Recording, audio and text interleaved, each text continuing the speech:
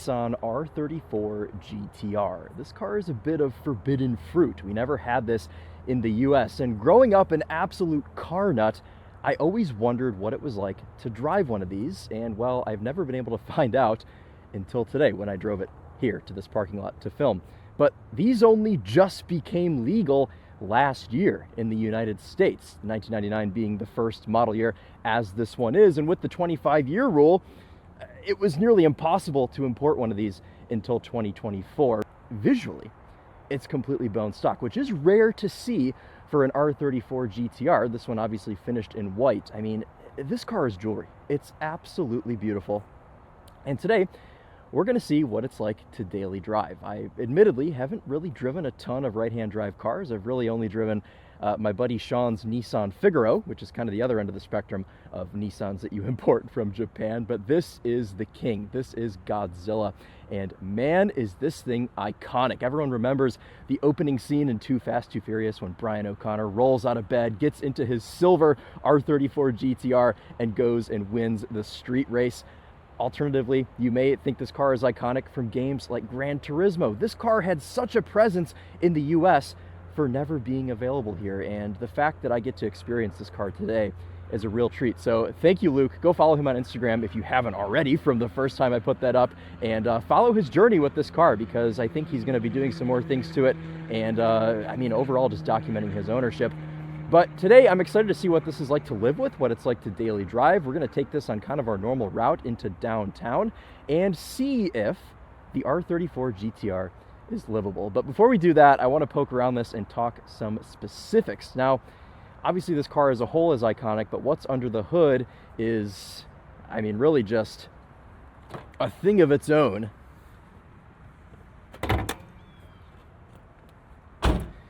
This is the RB26 DETT, the 2.6 liter twin turbocharged inline-six,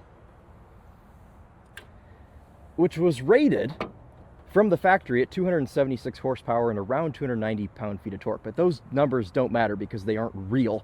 This car came out around the time of the Gentleman's Agreement in Japan, where all of the Japanese car companies were trying to mitigate the amount of fatal car crashes in Japan. So they all had, you know, their top sports cars, the Nissan GT-R, the Nissan 300ZX, the Evo, the what else was there? The Mitsubishi 3000 GT. They all had, an Acura NSX, they all had, allegedly, 276 horsepower. Well, now that 25 or so years have gone by, obviously we have more data on this engine, and people report more like 300 horsepower to the wheels and about 330 pound-feet of torque. Now, this car and all R34 GT-Rs have a 6-speed manual. It's all-wheel drive. It's got rear-wheel steering and a limited slip differential. Now, this is not the V-spec. This is the base model, if you will. So we don't have the carbon diffuser. We don't have the active rear differential, but this has most of the stuff still. And in fact, my buddy Luke tells me that people that are planning on modifying their GT-Rs actually prefer the base model because it's less likely to explode. So that is good for us. Luke's also gone through and he's added some Nismo caps here on the radiator, on the valve cover there. Luke, if I'm missing any, I apologize, but those look excellent. And then we have this iconic looking HKS cold air intake, allows for some beautiful boost noises, which of course we will be showing off to you today. But this is a bit of a meet your heroes moment. Obviously, you know, this car meant a lot to me as a kid, and it did to Luke as well. This was kind of the car that got him into cars. So very special to be able to own this thing now for him, of course. But God, can we just talk about how gorgeous this red top engine is? It's got a cast iron block, and people make, you know, close to 1,000 horsepower with these engines. Obviously, there are other things you have to do to them, but this is a very robust engine. Overbuilt and under-stressed is the name of the game here with the RB26. Now, this was the final rendition of the Skyline GT-R. Started with the R32, then the R33. This being the R34, ran from 99 to 02, and I mean, easily the most iconic of them all. Around back, the 4 circular taillights and an adjustable spoiler. Now, this is not, there's no button inside like a Porsche to make it go up and down, but if you get some tools, you can move this little flap, this little gurney flap, if you will, to move up and down if you're going to be tracking this and you want to adjust your downforce. This is a cool little Easter egg, not Easter egg, but just a bit of history of the car that I love. This was sold new at Prince Nissan in Shizuoka, which I just looked up the pronunciation to that and I already forgot how to say it, so I apologize if you're Japanese, but this is where this car was sold new. And what brand is this exhaust? Extreme TI. This also has an aftermarket Panasonic backup camera, and this Nissan badge is the only Nissan badge on the entire car. Otherwise, they ditched all of it for GT-R badges. You can see we have one there on the back, we have them on our center caps, and then there's one on the front grille. But I do actually want to talk about these wheels, because my oh my, is it rare to see an R34 GT-R that still has its stock wheels, and I think these are absolutely gorgeous. These gold Brembo brake calipers go nicely with them as well, and we're actually on a pretty new tire. This is a Bridgestone Adrenaline. I don't know that we have these. It's a Potenza RE004. I don't know if we have these in the US or not, but these are the tires that came with from Japan, but they're fairly new. They've got 2023 date codes on them, so we'll be able to kind of push this thing a little bit around corners and see how it does. As far as living with this, I mean, it's a 2+2 configuration. It's got a back seat and a pretty decent trunk as well. Trunk shocks to make up for that massive rear spoiler. It's quite heavy, and I'm gonna say it, I think you could actually play golf with this car. It's a pretty big trunk. It's not very deep, but it's quite wide, and the opening is sufficient for large things like golf clubs.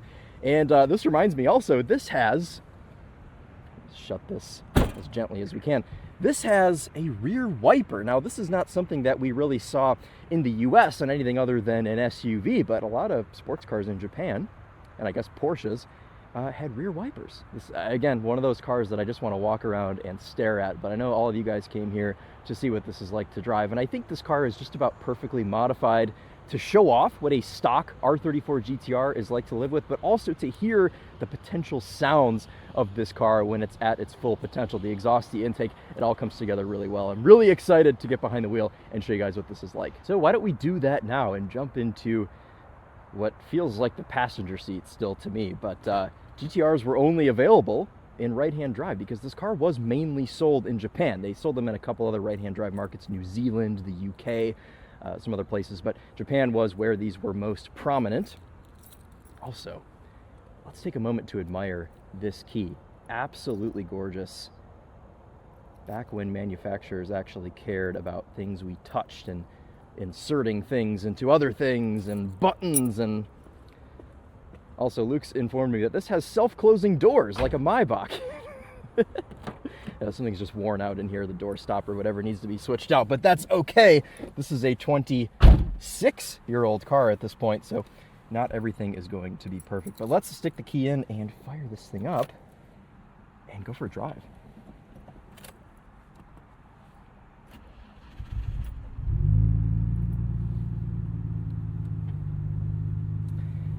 See, there are 29,988 kilometers, so we're actually going to level this thing up today to 30,000 kilometers. 8,000 RPM redline, which is just ludicrous. It sounds insane up at 8, but I think the funniest thing about this is that the speedo tops out at 180 kilometers per hour, which is like 110 miles? It's something very, very low that this could sort of just easily get to, but it kind of follows the theme of Japan trying to make everything safe. Yes, this car can only go 180 kilometers per hour. Don't try to take it any faster. Coolest thing in this interior is this little digital readout, which we see kind of an evolution of in the R35 GT-R, but this is where it started in the R34. You can kind of cycle through all of these different menus and, you know, do many things. You can change where your shift up indicator is. You can adjust that. This one is set at 9,000 RPM for some reason. And then you also have these adjustable gauges. I think we'll leave it on this because it shows our turbo boost. But the funniest thing is this little TV button here, which in 1999 would have actually broadcasted Japanese television to this screen at speeds under 5 kilometers an hour. So there you go. I guess some people in the US also wire this up to work here, but I just think that that is such a funny little quirk, as Doug DeMiro would say, I suppose. We have an aftermarket radio that was installed at the Nissan dealer in Japan, allegedly, as I am told. Got a little ashtray here. Of course, this car has never been smoked in. I love this aluminum trim. Very nice look here. Little center console there. And then we've got a space for some cup holders, though this one is missing its little divider. I assume that would be 2 cup holders normally. This is a little toll communicator, toll collection system from Japan. So lots of cool little things in here. But okay, enough of that. Let's, as I reach to the wrong side to put my seatbelt on, let's go drive this 99 Skyline GT-R and show you what it's like. We have a Mines shift knob on this car. Feels nice in the hand. Oh, also a backup camera. I showed you guys that a second ago, but I want to show you again. Check that out. It's actually pretty decent quality. I feel like Japan is kind of all about their backup cameras, their aftermarket backup cameras rather. But it does a pretty good job. And I actually like having it in this car because obviously I'm pretty unfamiliar with right-hand drive, so it's nice to have just a little bit of extra visibility.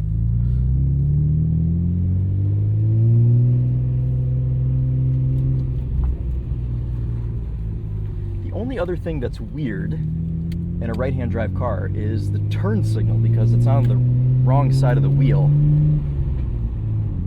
So you have to get used to that, but once you do, your body just kind of adapts.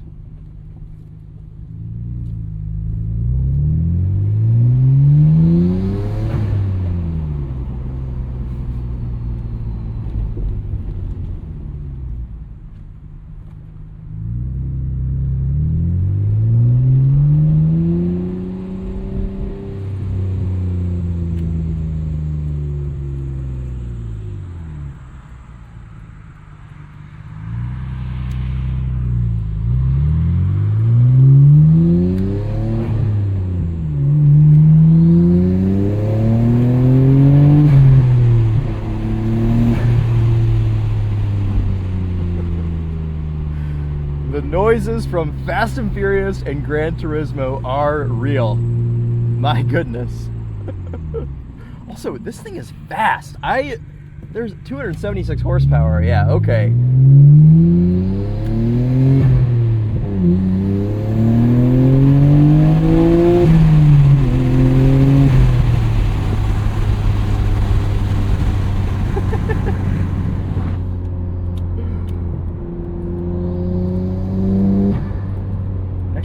That intake a little bit better with the windows up.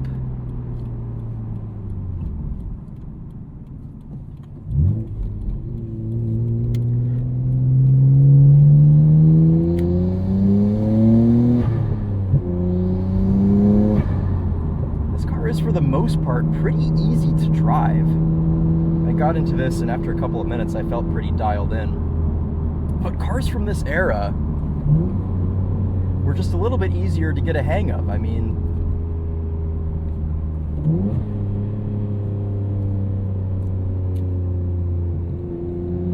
gotta keep our distance from this rock chip machine in front of us here.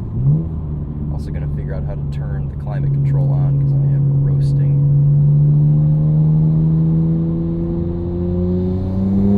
That AC is wonderful. Nice and cool.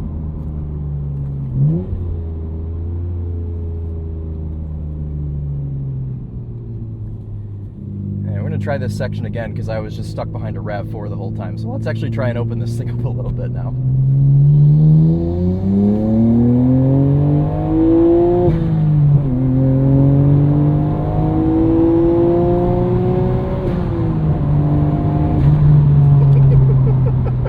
It's so quick. This is like... This thing feels like it has 500 horsepower. Seriously, no exaggeration. And the steering is very quick with the rear wheel steer. Brakes feel fantastic.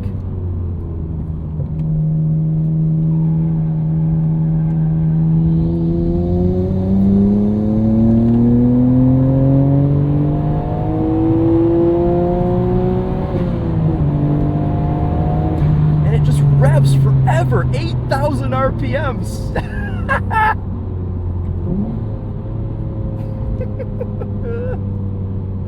What a machine. What a thing. It's crazy. I was expecting this to have like loads of turbo lag, and it kind of does if you're really low down, but you saw coming out of the corner there, in third gear, it had all the power that I could have asked for.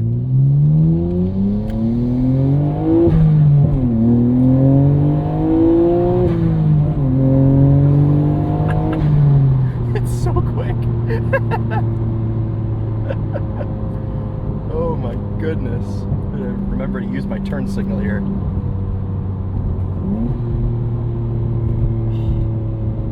We're gonna leave it in third again. Come into here.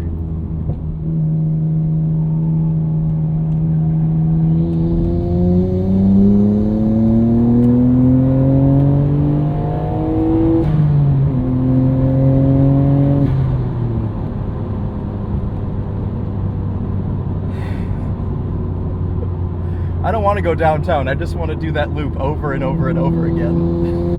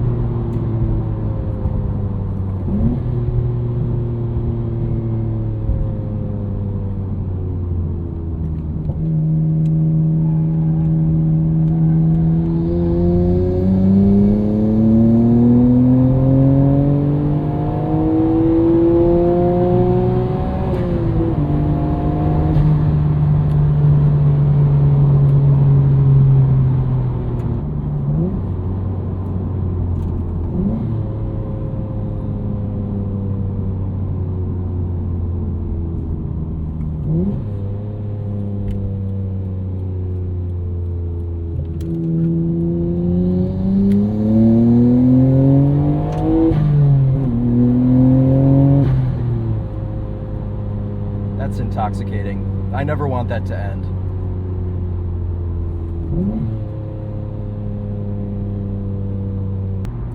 That's the only thing about daily driving one of these that I would be a bit unsettled with, is the lack of respect from other people.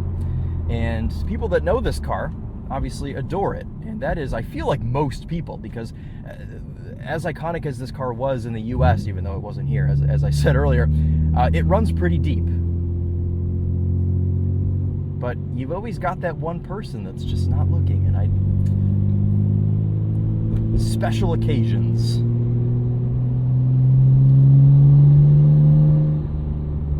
This car's got 35% tint all the way around, so we've got even lighting in here, which I like. Something only I would think of.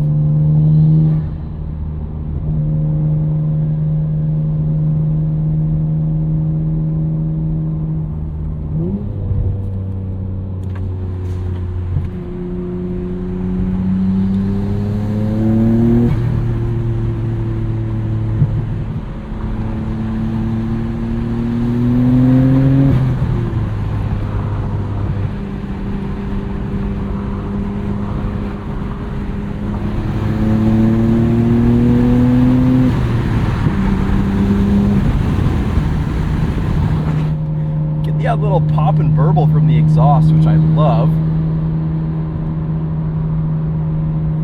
Actually, visibility out of this car is quite good. I mean, cars in the 90s were just easy to see out of, and this one is no different.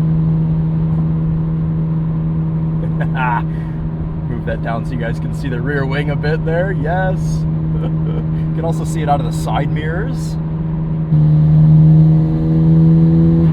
The torque in sixth is fantastic here, going 145 kilometers an hour, however fast that is. Oh, we leveled it up to 30,000, by the way. I missed that. At least we have it on camera for Luke to see. But, what was I going to say? Oh, yeah. Torque in sixth gear is fantastic.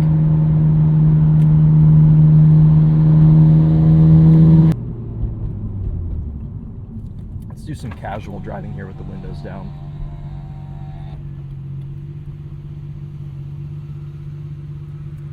In a lot of ways, actually, this car reminds me of my Lexus IS300. The way that things feel in here, the way things smell, this era of Japanese cars, they all kind of were just built with the same materials. I love the way that this whole center stack here is angled towards the driver. Vent placement is fantastic. I mean, I told you guys how nice the AC is in this car, but I just miss this era of cars so much, where you could just get in it and know how to work everything. You think this car would be overrated, right? Like, it gets so much hype, kind of like the Mark IV Supra of the same era. You think, oh, there's no way those cars are actually any good. But this is, I think, one of the best cars I've ever driven, just because the soul of it all, it's just epic. Like, this is just, I love a car, and I said this earlier, but I love a car that started out as nothing really special, and then you get a team of guys that just kind of use what they have to work with, and they make something like this. And the way this car sounds, the way it drives, the steering,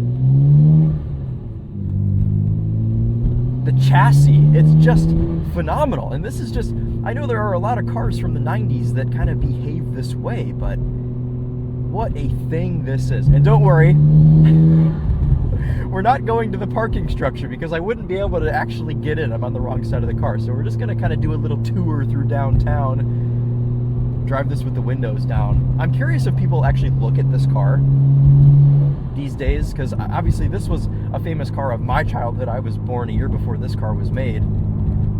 So this was iconic to us old Gen Zers, I suppose.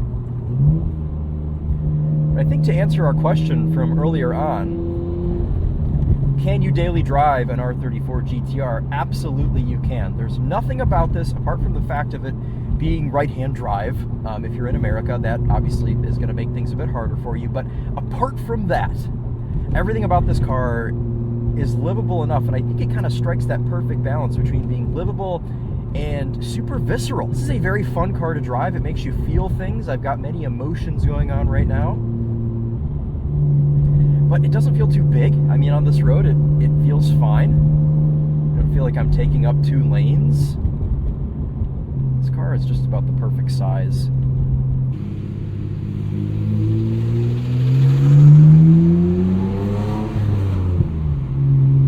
Oh, I want to get it in there so badly. Play the sound of my people.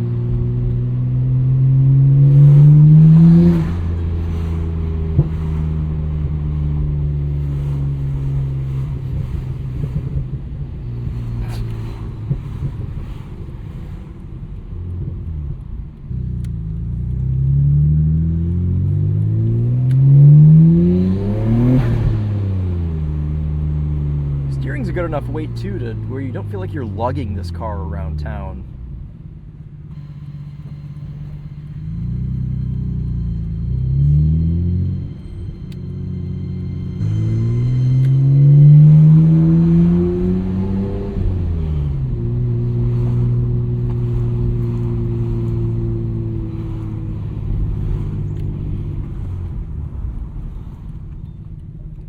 Alright guys, well that's just about going to wrap it up for us today in the 99 Nissan Skyline GT-R.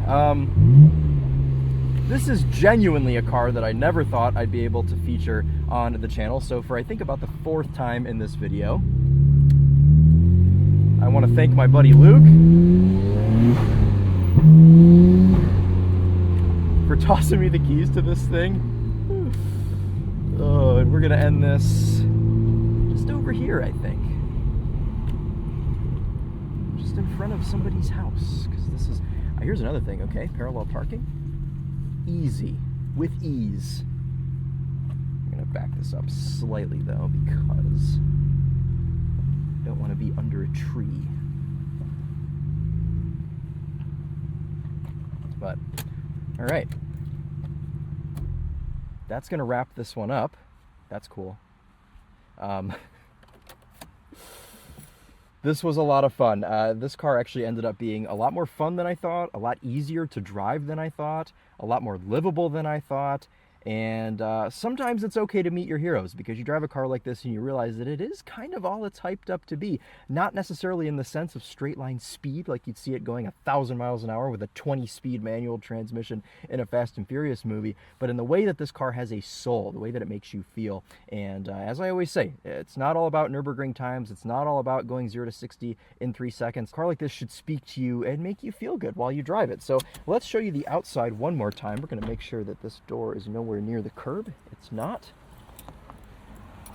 Getting in and out, ingress, egress with these seats, it's a little tough. I mean, they're pretty aggressively bolstered, but man, dude, they look the part. These are some very, very aggressive seats. All right, guys, well, I could talk about this car all day, so if you have any questions, please leave them in the comments, but that's going to wrap it up as I try not to get bit by mosquitoes. Thank you guys all so much for watching and supporting the channel, making it possible for me to drive cars like this on the regular. So that'll do it. Thank you guys again all so much, and we will see you in the next one.